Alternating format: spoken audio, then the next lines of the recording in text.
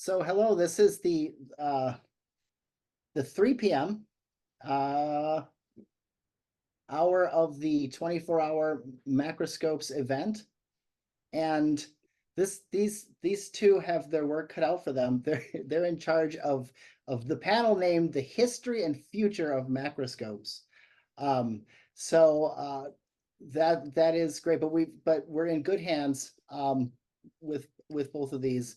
And what I'm going to do, let's see. Now, we had some trouble with this before. Bonnie and Chaomei, are you able to use your video or share your? No. It says host hasn't turned it okay. on. Mhm. Let me see if I can fix that.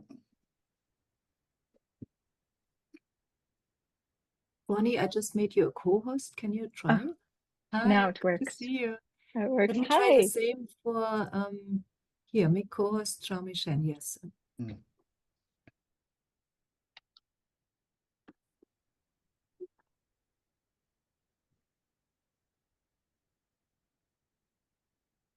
Great. Hi, All hello, right. that works. Well, welcome. As we get settled in here, I just wanted to introduce our two guests today.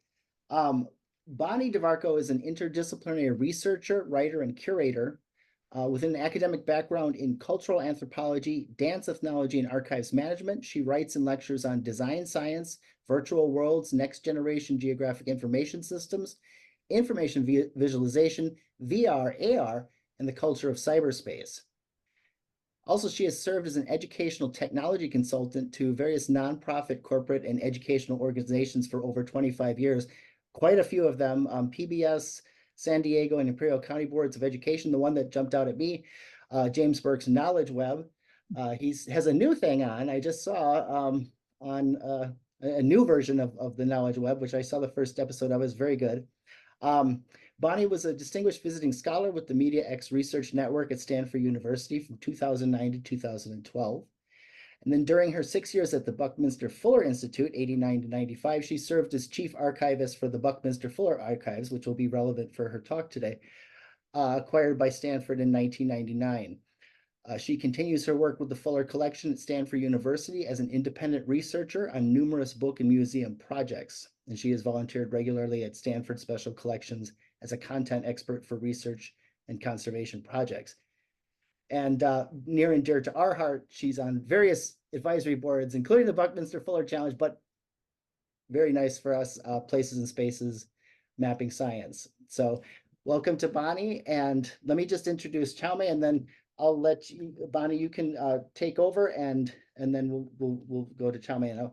Chaomei Chen is a professor in the College of Computing and Informatics at Drexel University. He is the editor-in-chief of Information Visualization and the chief field editor of Frontiers in Research Metrics and Analytics.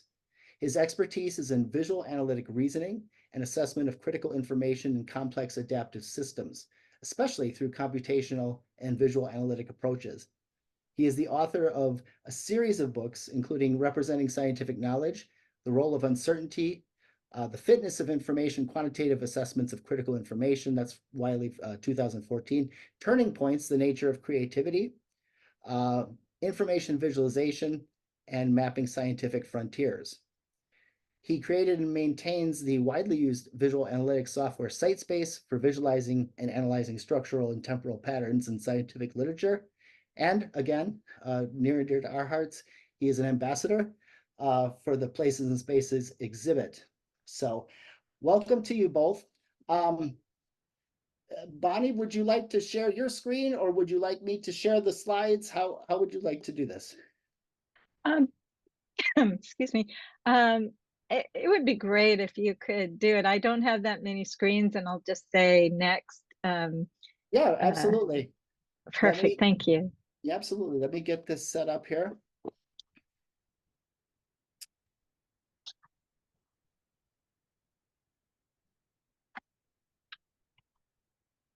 All right. One of the things about the 24-hour event is our tech gets better as we go along. So early on, there, unfortunately, there might be some bumps, but so far so good. So you can see the now, and I'm just going to, let's see.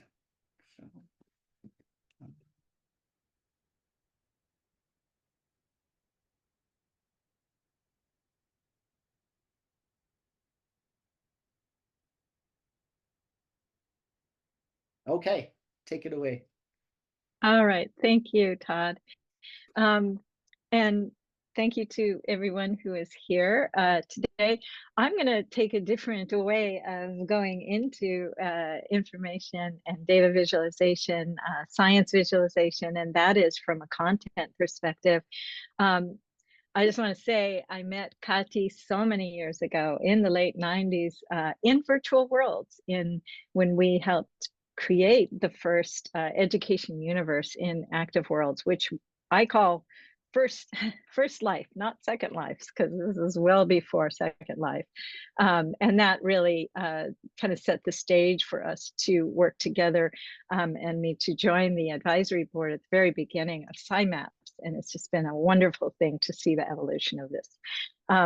Way back in the early days, though, I have always wanted to digitize and make visual one of the most interesting archives and personal collections in probably in the world of the 20th century individual, and that is Buckminster Fuller. He was thought of as the Leonardo, he was called quite often the Leonardo da Vinci of the 20th century. And what he did was think differently about things. I consider his to be a macroscopic vision. He talked about being micro-incisive and macro-inclusive. He talked about nothing being static, everything being dynamic. Way back in the 20s, he's seeing this confluence of new technologies in communication and transportation. And he's just blown away by Einstein's work and this whole idea of 4D. He was charting trends way back to the 20s of copper around the world, and became really the world's friendly genius. That's what we called him. And I was one of the last groups of students of his in the 80s. He died in 83 at age 88. But he was a universal thinker and he thought macroscopically. So he's a perfect person to perhaps someday have a macroscope of his individual experience. But he was also a map maker. Next slide, Todd, please.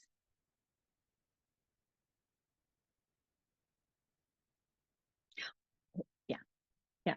So I'm focusing on the map making program in his life.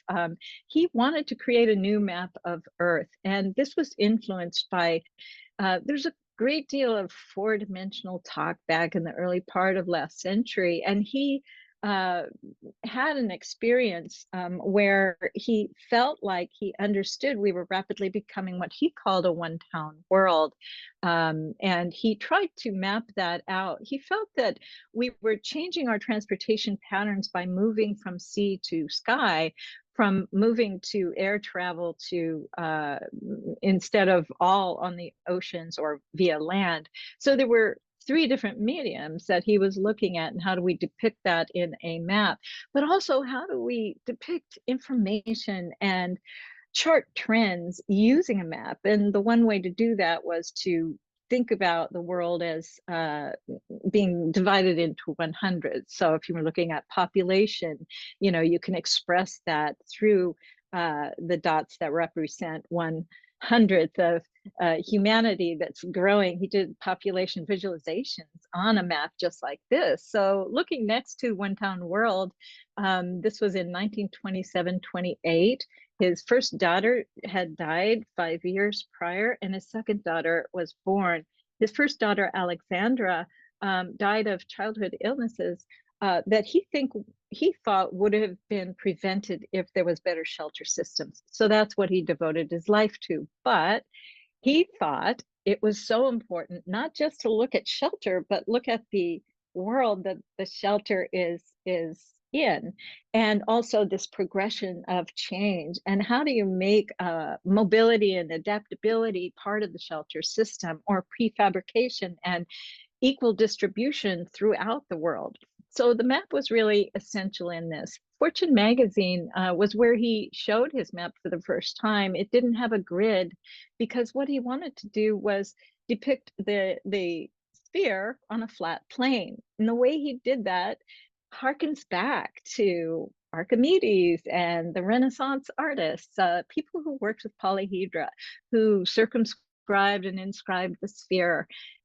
And he ended up with, in 1943, Life presented his very first gridded map as a fold-out map that you could make. And many people did make these maps back, these globes back in the 40s. In 44, in American Neptune, he moved this a little bit further into a grid that his goal was to be able to show the world as a one world island in a one ocean world. He didn't want any breaks in the continental contours. He wanted, the breaks to be in the ocean. He wanted to move the pieces of the map apart so you could show either a water-based Earth or a land-based Earth. But it wasn't quite perfect in terms of minimizing distortion. So he's dealing with omnitriangulating the sphere, eliminating distortion so accurate statistics could be shown on a map. And he patented this cuboctahedral version of the map. I can hold up a cuboctahedron, but I don't think my screen shows. But whatever the case, it's one of the Archimedean solids, and with 8 triangular faces and 6 square faces. He also had this idea of a geoscope, a miniature Earth that you could go inside of, that you could look out at the world and show, say, a scenario of what would happen if one individual or 50 individuals did the same thing for 50 years. So we actually had a procedure of looking 50 years out into the future, way back into the 20s, 30s, 40s, 50s, 60s, 70s, and into 83. One of his first geodesics was a geoscope. And we know Buckminster Fuller more by geodesics than probably any other thing, the geodesic dome, or maybe Buckminster Fullerene, the third allotrope of carbon. But he was perfecting this way of dividing up the sphere. So he really felt that we had to change our orientation of this cubic world into a spherical world. And the way to do that was to create tools that enabled us to reflect the sphere in both 2, 3, and eventually 4 dimensions, including time, where you can see things as they're evolving. The Raleigh edition map came out when he was able to do the very first patent for the geodesic dome. 1954 was also the time that one of 3 of his colleagues who were students under the GI Bill, who were actually experts coming out of World War II at Black Mountain College, at North Carolina State University, at Minnesota, at he taught lab classes at over 150 universities. So this confluence, it's coevolution of his map, his shelter, and the geodesic dome happened in sync. And what I'm just showing you a few that happened after of this map. Once we were able to show satellite imagery at BFI, Tony DeVarco, my husband, and I and the staff developed the first spaceship Earth map that uses 4K satellite imagery. Then later in '97, Tony worked at World Game, and I'll tell you a little more about World Game in the next slide. But in the World Game Big Map, which is the basketball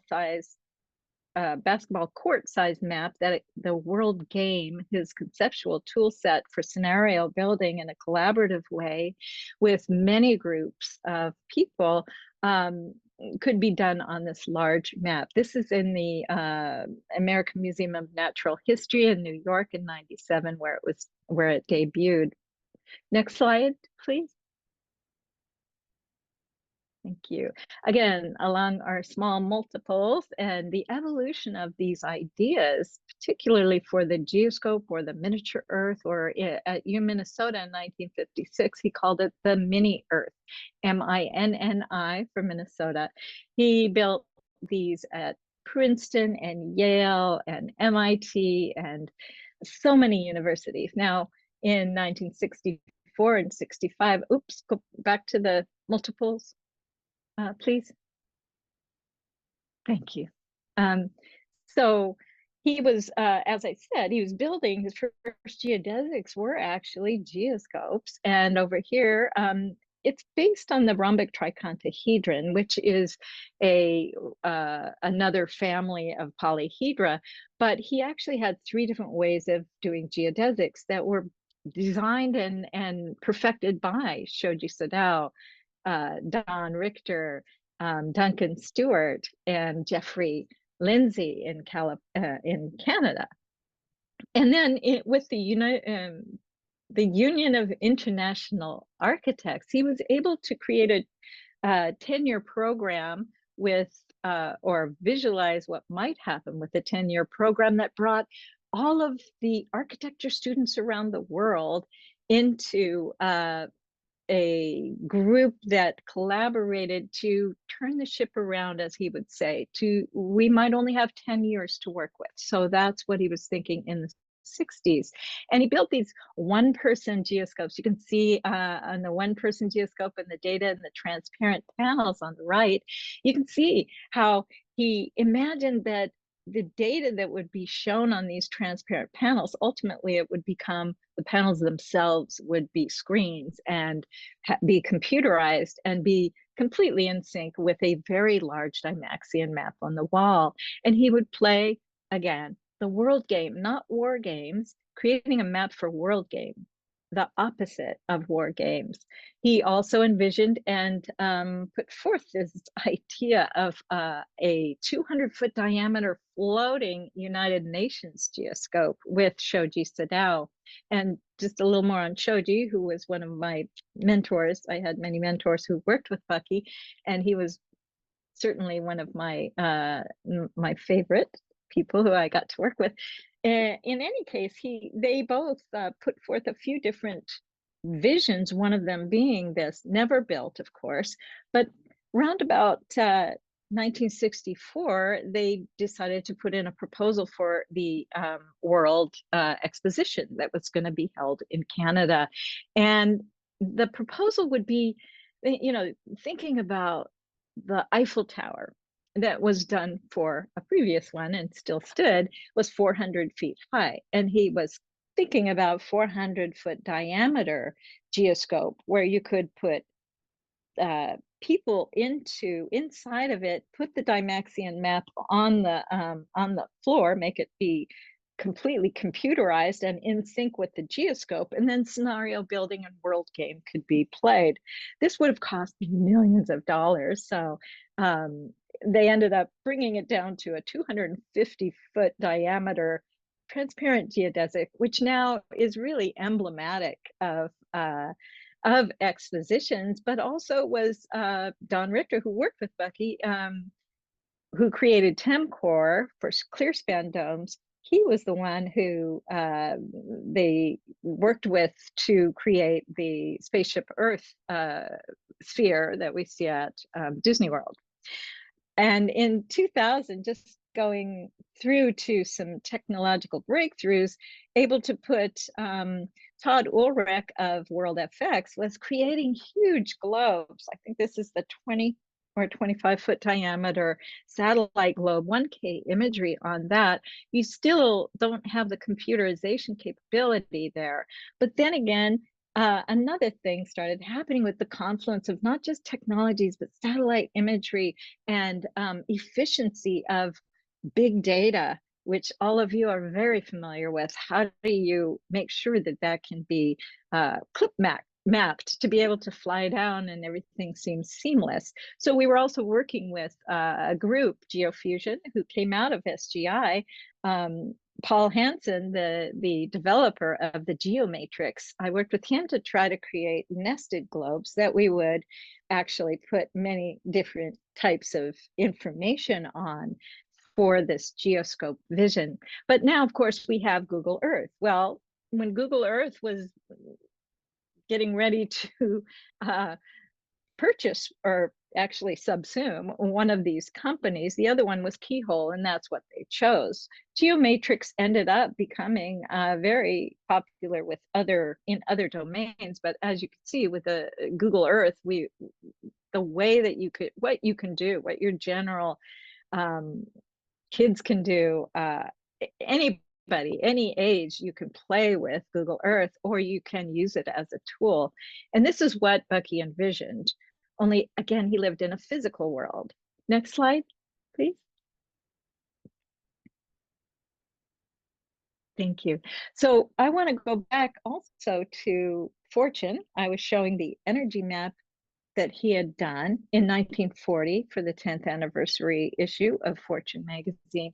And he had been already, for 15 years, he had been charting these global trends of world resources, of the production of world resources, the distribution and the use of world resources.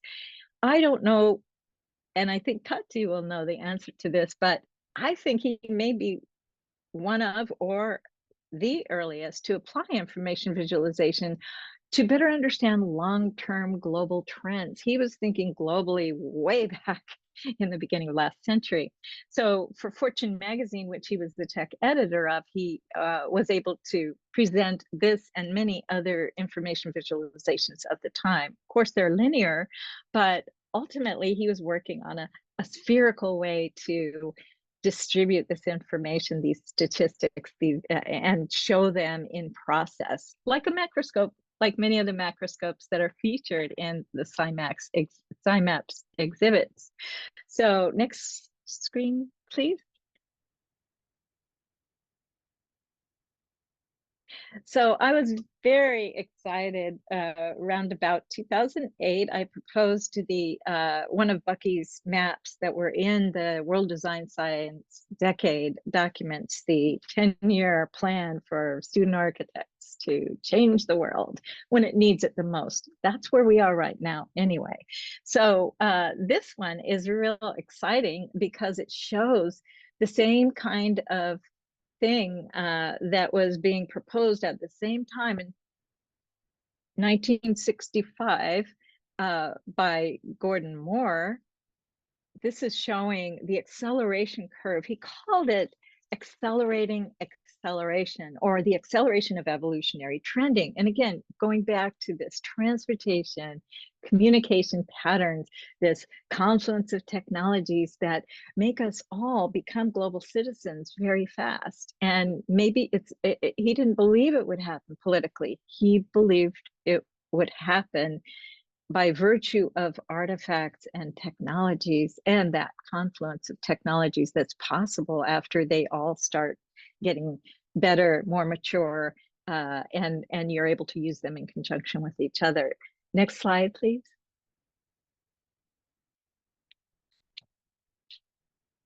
So this is called The Shrinking of Our Planet.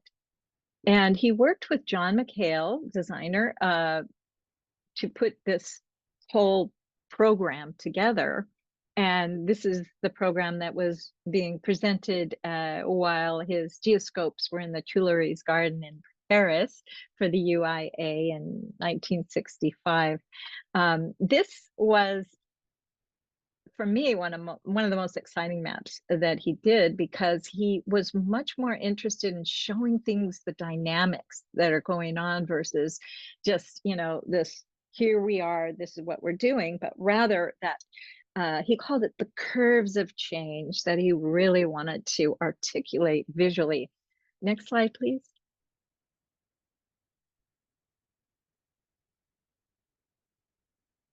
So one of the most interesting maps, though, of all the maps or visualizations that he did, was going back to the beginning of his lifetime experiment. So in 2728, when he decided to see what one man could do on behalf of all humanity, he decided, okay, I'm going to make artifacts and tools that will enable us to become planetary humans. And I'm going to continue to do this and document everything I did. So here we have him documenting not just his artifacts. You see that in the lower right. You see this progression from the Dymaxion house, Dymaxion car, to the Wichita house, the prefabricated housing, to the map, the different iterations of the map, the geodesic dome, the UN dome you can see there, and also the Expo 67 dome, along with all of the books that he was publishing and the public reception to his work during this period. He also includes the Tempo of the Times, which is inspired by his daughter, who was a dancer, who I studied with at UCLA. She was a dance historian and a dance ethnologist, and he wanted to also show the movements, how the movements, body movements of human beings changed through time, as well as communication and transportation patterns, and his life within this context. Next slide. So this brings me to what I believe is his most important artifact, and that is his extensive archives. Bucky was deemed by the Smithsonian 2 years after he died. An assessment of his collection was made, and at that time he was considered the most well-documented human being and the most extensive personal archives in existence. This is all on paper and various forms of media, going back to wire recordings and handwritten transcripts of his many talks and manuscripts with extensive marginalia on every version, and he kept everything, but he did it through something he was inspired by in the Navy called a chronophile, and that's the chronological organization of what's going on day to day. And he wanted to keep everything that came in and out of his private, professional, and his personal, professional, and public life. So what you see here on the right is a leather-bound series of volumes. They go up to 1939, so he went retroactively to the beginning of his life, anything he had that, you know, from school and onward. And then he couldn't bind these anymore. In 39, things started accelerating so fast that he just could put them in folders, mega folders and boxes. But he carted this extensive body of materials around with him throughout his life, never ever stopping to, you know, like, okay, I thought I would only live 10 more years when I started this, but keeps on going on. I don't know what to do with all of this stuff, but instead he did keep along with it. He stayed with this this program.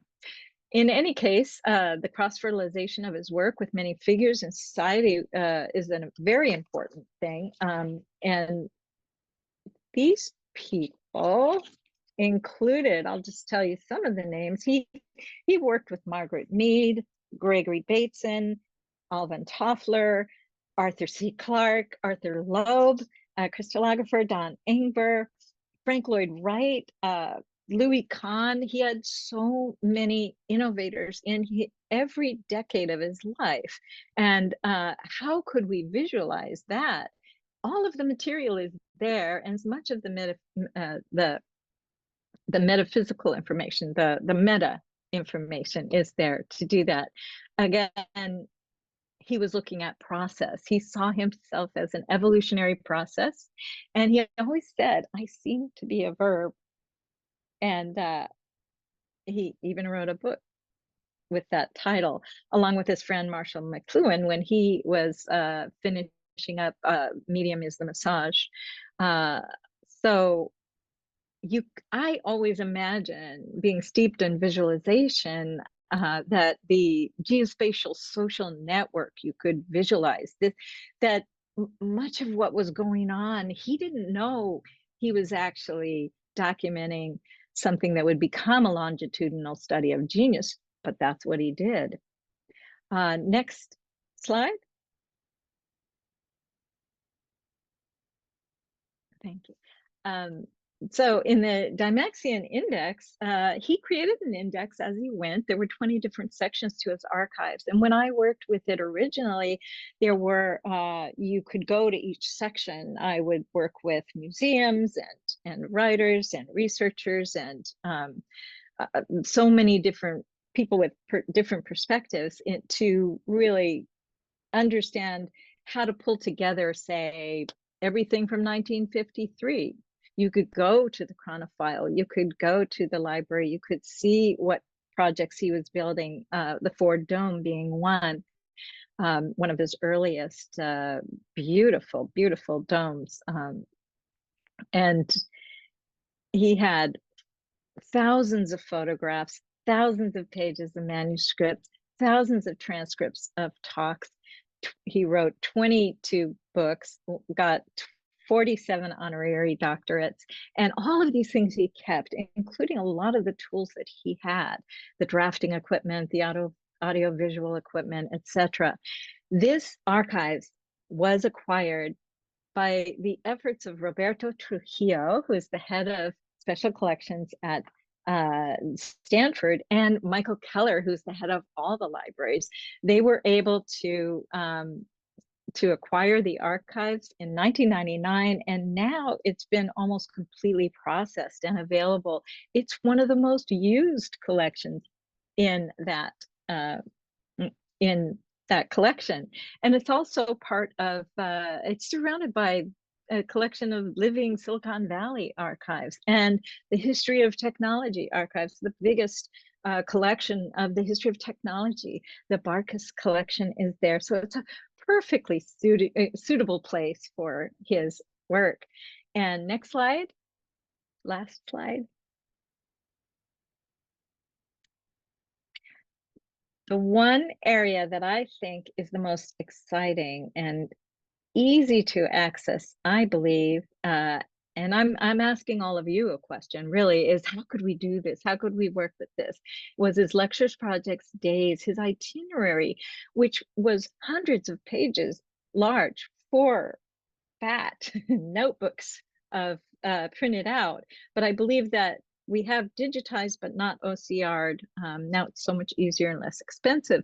But whatever the case, he has the time, date, location, event, contact information for most of the travels around the planet where he was lecturing and leading building projects all over the world. His itinerary became much more discrete information once he had a bigger staff at University of Pennsylvania and definitely at Southern Illinois University, SIU. And I've always imagined taking his lectures, projects, days, and combining it with the geo information. So you could see a geographical visualization of both the social network, the intellectual network, the geographic expanse, everything that we're doing right now, with everything being time-coded and lat-longed, every email we write, every text we write, every photo we take this for granted. Bucky did this all on paper. Bucky did this all without the digital, with the ability to have it digitized and digital in his lifetime. So I don't think anyone can ever do this again. And I would so love to see this beautiful experiment be visualized at least in the next few years, if we can. So just a final word is Stanford University, Special Collections. That's where the Fuller collection resides. Again, 45 tons of personal history. 96,000 pounds of personal history. Just blows me away when I think about the largesse of this. But thank you very much for inviting me to share some of this incredible lifetime of Buckminster Fuller. I do want to end with one last thing, and that is why he was doing what he was doing. He said, I am presenting all of these thoughts and records because I think we are coming to a very extraordinary moment in the history of humanity when only such a spontaneous, competent, and ultimately cooperative design science initiative taking on the part of a large majority of human individuals can ensure humanity's safe crossing of the cosmically critical threshold into its prime and possibly eternal functioning in the macro, micro, cosmic scheme. Thank you so much, Thank Bonnie. What an amazing individual, and yeah, it's whet my appetite. It makes me want to definitely learn more and to dive into some of this material for sure. We're gonna take some questions at the end, but next we're going to go to Chaomei Chen. Would you like to drive, or I can keep with the Yeah, please drive. You drive. okay. Hello, everyone. Here I want to share some of the views for visualization, especially from this communication perspective. So as a major way why we're doing information visualization. So this is the quote I like. I quote it several times, several places. But visual, you would imagine the eyes are doing the major work, but here I will show you some of the examples. The mind is the play a more fundamental role here. Okay, next slide, please. So several books from here, you can see my focus is more and more narrowed down to the content, the information and dynamics information and scientific knowledge, and more recently the uncertainty and how does uncertainty influence the people's activity at different levels, macroscopic levels, and also even the daily activities. Next, please. So here's a set of different views based on the same data set about the literature of information visualization research. And so I'm going to illustrate the kind of the background we will need to have so that we can have this sort of interactivity associated with it. So underlying there's the same thing, but what can we learn from different perspectives? Next, please. And so briefly speaking, at the highest level, probably the highest level in my context here, we're looking at the map on the upper right corner. So what is on this is called the dual map overlay. What is on the left is a map of scientific journals, and the proximity is based on how the similarity, how papers publish and how they behavior at this journal level. So similar journals are placed near to each other. If they're further away, the connectivity should be considered weaker. The right-hand side, the right half, is the cited land, which means in terms of citations, they provide the foundations of knowledge. The left-hand side rely on. So in a simple way to look at this is the left-hand side is influenced by the right-hand side. So I put it this way.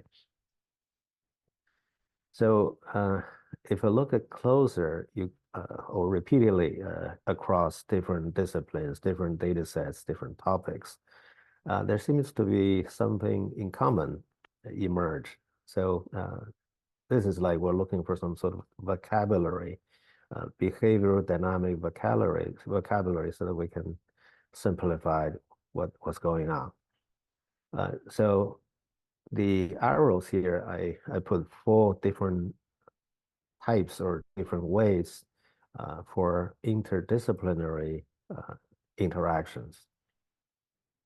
So the first one is the probably most straightforward one, is each individual research field or research theme, they independent from each other. So in this is the arrow, they proceed without necessarily knowing anything in other fields. So the example show, you can see the one example right underneath that particular two independent. So the lines, you can see those lines. The red one is basically publishing or within its contained community, citing a specific community. Not this is a summarize or links are bundled together, but that's give us a high level impression or summary that this is independent.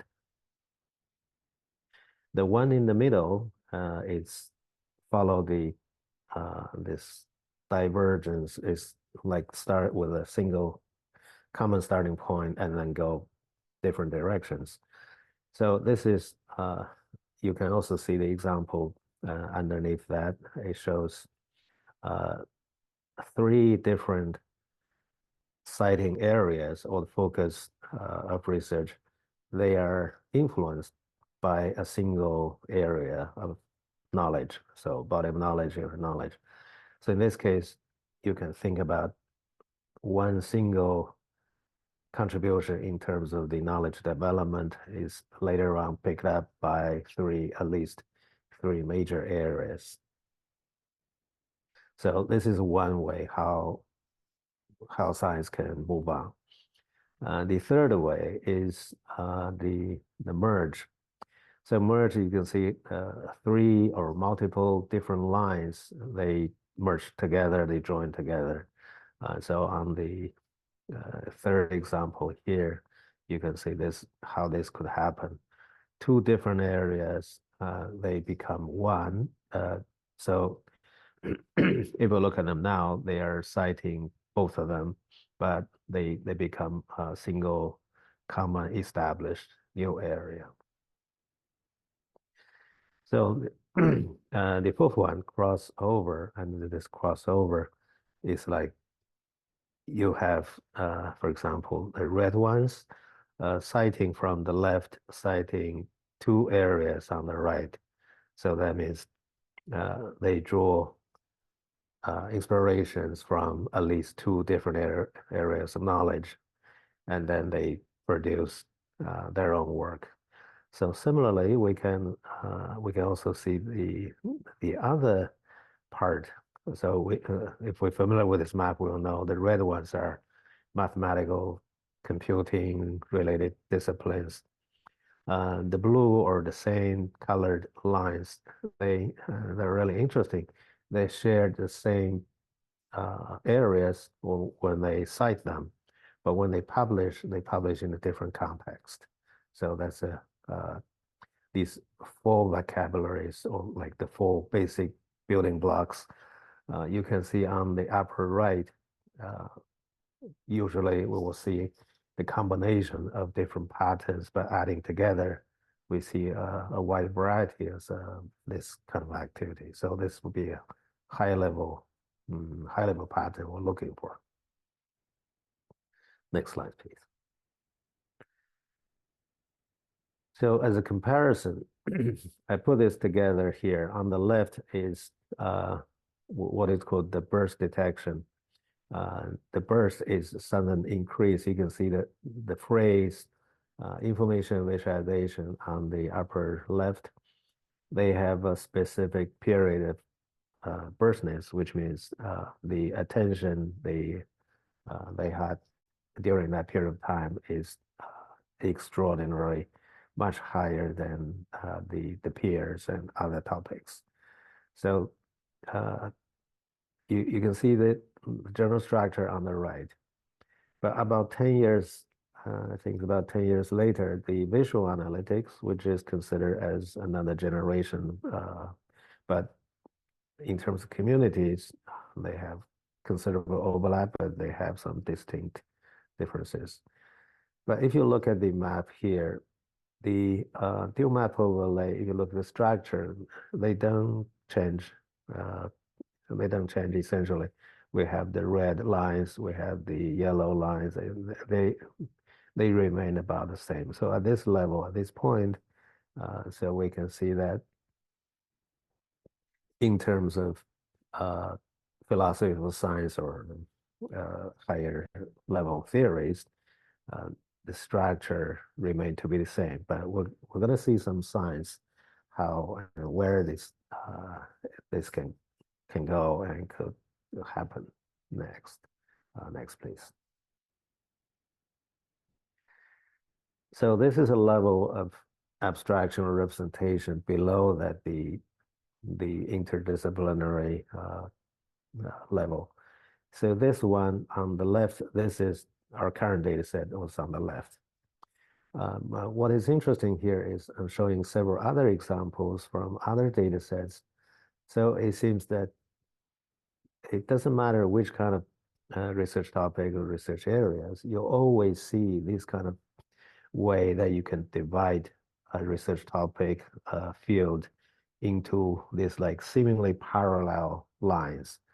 So parallel lines also thinking in terms of the four models. These are the elements that enable people to develop some interdisciplinary collaboration or interaction. So these are the bases. So at this level, and if you're working on the same line, one of the lines, you will have a better chance to see how this field may get closer or continue to be independent. But this is the interesting level, what's happening, and so we can see this is a common theme. We should be able to expect this and find a way to explore whenever possible. Next slide, please.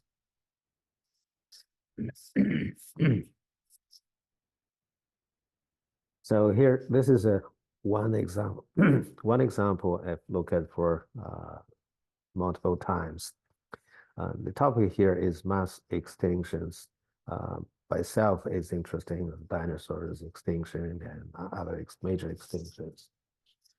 So the labels here, you can see the clusters, and you can also see the labels in terms of the disciplines. One thing about this development over the years, you can see on the left, 1980s, and the more recent ones on the right. So the change or dynamics of disciplinary level is quite remarkable. And this is also an example of what is the problem-driven, what is the requirement at a particular time, and also the expertise required from different disciplines. So this is one of the interesting ways to look at what is the role of each individual discipline and how they interplay with others in context. You'll see this context like several decades. And this is another way to look at each cluster. In this case, is not shown as a line. In the earlier perspective, we can see them as a line, the timeline, how they develop. In this time, we show them differently here. The right corner, lower right corner, you can see the red bars. These are the indicators also show them. The first few on the top, they are about the same, which means the stability, in terms of stability, they're relatively stable, quite stable. But after that point, you can see after this point, the shift is speeding up. You can see that here they no longer have the same position, but each year, each new publication quickly move to another one. So in other words, the community quickly forgot or forgotten the previous ones. So they move on to newly published ideas or new contributions. So this one's also showing important aspect of dynamics, stability, sometimes because some specific reasons that could speed up very dramatically. Next slide, please. So if we visualize these kind of topics, and in the metaphors, often we call these metaphors continents, and the distance between continents are very interesting. It's similar to the distance between continents, that and the communication or the travel between different continents are significantly harder than what you could do within the same continent. So the arrows, this is another high-level aggregation.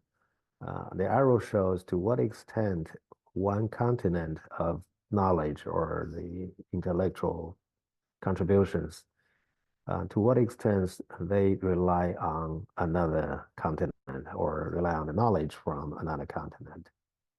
So over time, we can see this type of structure. So we can also see the evolution of underlying knowledge changes. Some of the knowledge is no longer valid today, whereas some other knowledge has been used by many different generations for a long time, for many years. Next, please. So in this landscape, if we understand each cloud or each continent is a concentration of a topic.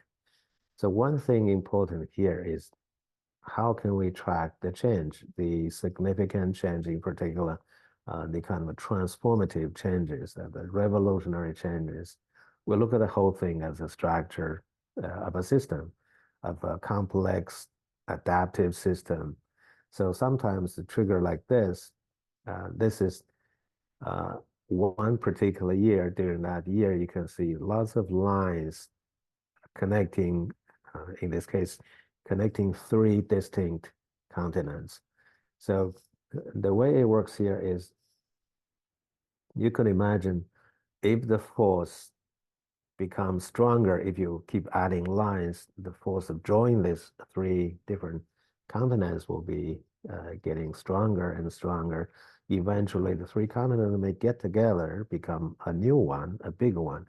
So that sort of change at system level is really significant. So it will have a profound impact on the future research. So this is the type of things we can detect just based on the scientific literature, what we publish. So this could be used as a sign, as a kind of the early sign. If people are starting to stitch together using cross-continent links, and that's something fundamental may happen in the future or in the very near future.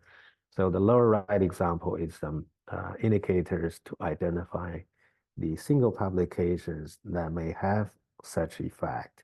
So based on the how unusual the connections they publish, they consider.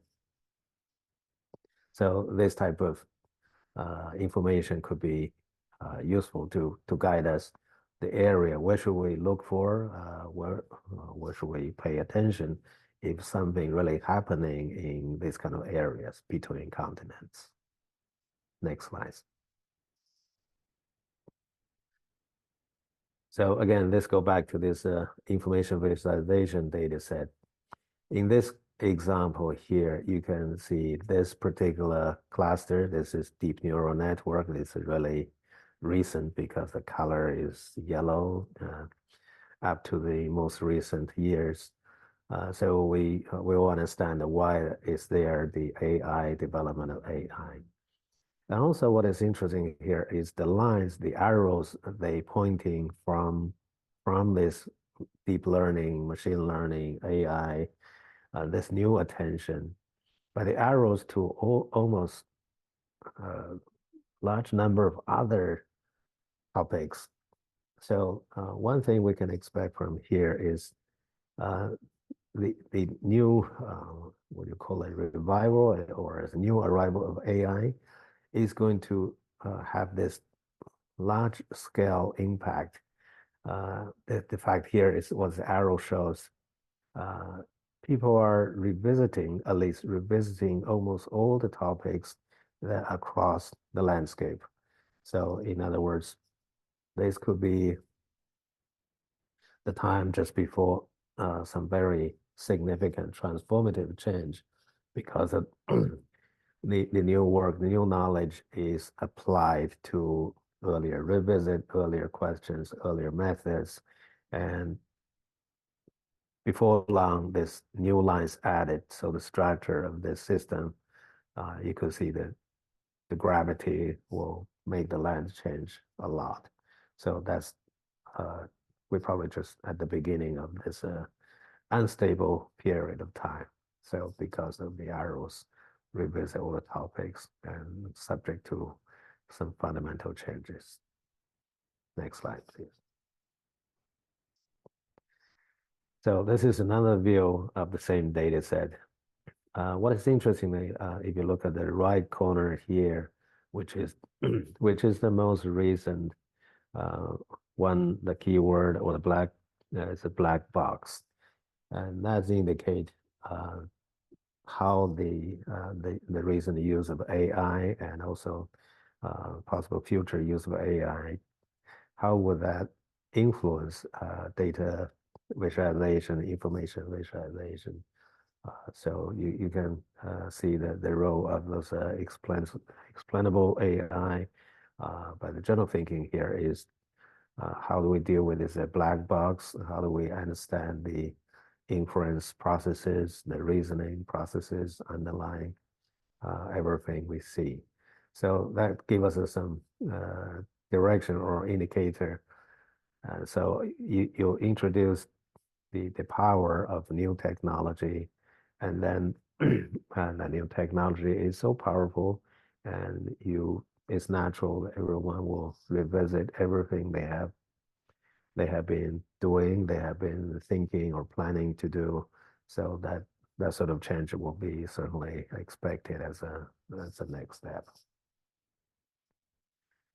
Final slides, please. Yeah, so back to the original quote. When we can visualize in various ways based on the data. But one thing I also want to emphasize the connection between what is visualized, what can you do with it, is very fundamental to develop what we call the mind or the mental models. Mental models based on this will be some sort of Gestalt patterns. It's a representation of the underlying whole, and different parts you can explore and you can understand in terms of interactivity through interactivity. But without the thinking in the mind, it's going to be suddenly become really challenging if you just rely on what is provided at the surface. You interact with it and hoping to find something useful. But if without the strong support of the mind, the mental model, and that won't get us very far. So back again, this is a communication issue, communication challenge at various levels. So at the highest level, how do we communicate? How do we, and to what extent we understand what is supposed to happen? That also determine our mind, determine what signals, what visual patterns we should look for.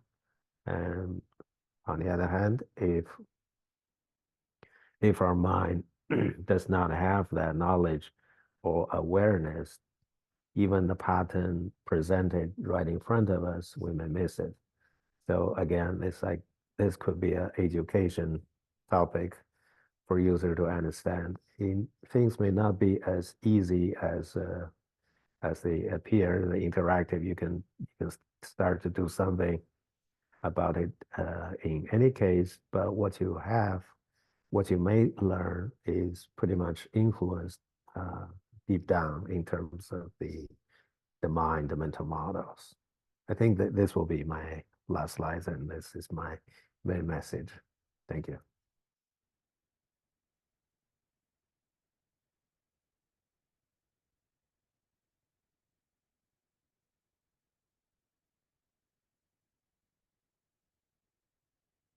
I think you muted. Sorry about that. We thank you very much. We've got some more time because the next thing is actually we're going to jump to a video, so I can start that a little bit late. And I would just open it up for any questions that anyone might have at all for these speakers. I know for me, the question that I have about Buckminster Fuller is I was really struck by that when he said it seems I am a verb, or it appears I am a verb. And I just thought, what kind of individual does it take to be so productive and so and also so self chronicling? You had he was a mentor, you had a class with him at one time. What kind of person produces that much? Can we say anything about that? Yes, yes, because I have worked with the archives also for the past, since 1999 up at Stanford as well. So I've been able to go into it not only as an archivist, but also a researcher. And that was my big question. How did he do this? You know, how did he keep carting this stuff around? How did he do so much? He truly was a Renaissance man, and he didn't sleep very much. He did a thing called dog sleep, where, you know, you'd sleep for a few hours, then you'd have an hour, or you'd stay up for 4 hours and then go to sleep for an hour or two. And he also talked about 4 in the morning as being one of the most creative times. And so he would wake up very early in the morning when the rest of the world is asleep. And you know, I just think it's one of the most fascinating aspects of his work is how he was able to self-document at the same time that he was doing all of this. And I don't really have an answer yet, but that's my big question too. It certainly makes you want to do more with your life, right? I mean, like, say this as a, oh my gosh, what am I doing? You know? Yes. And when we were students, I saw him many times in the last 3 years of his life. And there were always hundreds of young people. And he always said, if you could see yourselves as I see you, he felt that we were the engines that run that next iteration of what's possible, which we are. And we felt that it was urgency. He knew there would be a short amount of time. We're here right now, that we need all the tools that we can use to bring ourselves to become stewards together, collaboratively. Fantastic. Chaomei, there's a question here.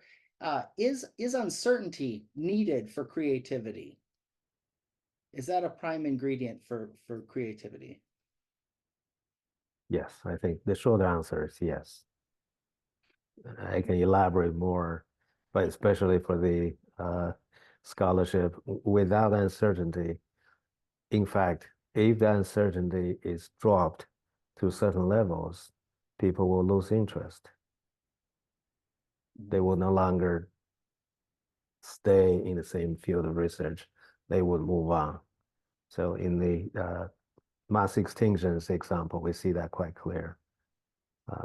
Dinosaurs are a question. When they have conclusive evidence, majority of the community, they just simply move on, either reapply the model so that it can be kind of a low cost and have something new, but other people, they see it as a dead end. In terms of research, you want to have the novelty in it, but if uncertain, the level of reward will be also dropped as well. So I think that's one of the major driving forces behind what people are doing. But I have a quick question. Yeah. It's about the Bonnie's presentation. I was wondering how early did he start to realize he needs to do all that, and so that's a That's my question. Yeah, curious. Yeah, that's a great question because that's sort of the story he often told about what changed his life. And I spent time looking for that moment, like when did he shift and have this completely different view of the world? He did go through a crisis of confidence when his second daughter was born. He did almost kill himself at the shores of Lake Michigan, thinking he was not useful at all and that he wouldn't be able to be a success as an individual or as a father or as a provider, etc. But I think that it was and he said it many times, there was a cosmic experience. He felt himself floating inside the sphere. Everything that came out right after that was like this rash, this avalanche of words that almost is coming from another place, encouraging him to do this. He was encouraging himself to do this because it was his way of getting past this crisis. And I think that that crisis was so deep, and his loss of his first daughter, Alexandra, was so big that his commitment was deep and strong for the rest of his life. Yeah, that's great. Yeah. Amazing. Thank you. Well, thank you so much. I was really looking forward to this panel, and you did not disappoint. Thank you so much, you two. And